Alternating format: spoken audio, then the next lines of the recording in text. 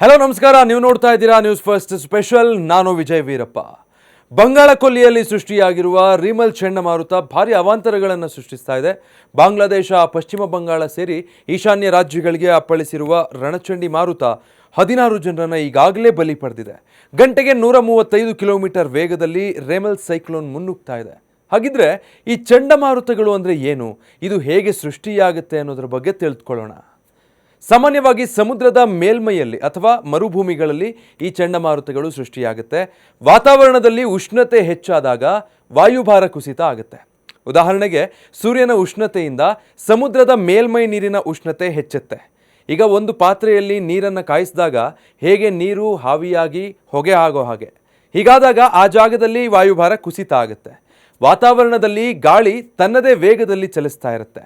ಈ ಮಧ್ಯೆ ಯಾವುದೋ ಒಂದು ಭಾಗದಲ್ಲಿ ಈ ರೀತಿ ವಾಯುಭಾರ ಕುಸಿತ ಆದಾಗ ಉಳಿದ ಗಾಳಿ ಬಹಳ ವೇಗವಾಗಿ ಈ ಪ್ರದೇಶಕ್ಕೆ ಮುನ್ನುಗ್ಗುತ್ತೆ. ವೇಗವಾಗಿ ಗಾಡಿ ಓಡಿಸುವಾಗ ರೋಡ್ ತುಂಬ ಡೌನ್ ಇದ್ದರೆ ಗಾಡಿ ವೇಗ ತಂತಾನೆ ಇನ್ನೂ ಹೆಚ್ಚಾಗೋದಿಲ್ವಾ?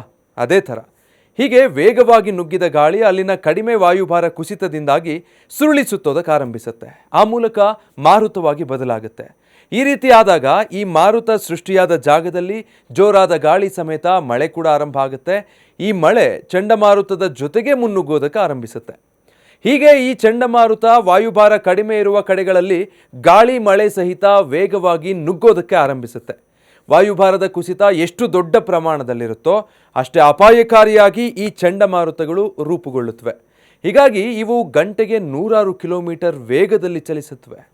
ಇಂಥ ಚಂಡಮಾರುತಗಳು ಸಮುದ್ರ ದಡದ ಜನವಸತಿ ಪ್ರದೇಶಗಳಿಗೆ ಬಂದು ಅಪ್ಪಳಿಸಿದಾಗ ದೊಡ್ಡ ಪ್ರಮಾಣದ ಹಾನಿಗಳು ಸಂಭವಿಸುತ್ತವೆ. ಈ ರೀತಿಯಾದ ಮತ್ತಷ್ಟು ಅಪ್ಡೇಟ್ಸ್ಗಾಗಿ ನ್ಯೂಸ್ ಫಸ್ಟ್ ಡಿಜಿಟಲ್ ಪ್ಲಾಟ್ಫಾರ್ಮ್ಸ್ನ ತಪ್ಪದೇ ಸಬ್ಸ್ಕ್ರೈಬ್ ಆಗಿ.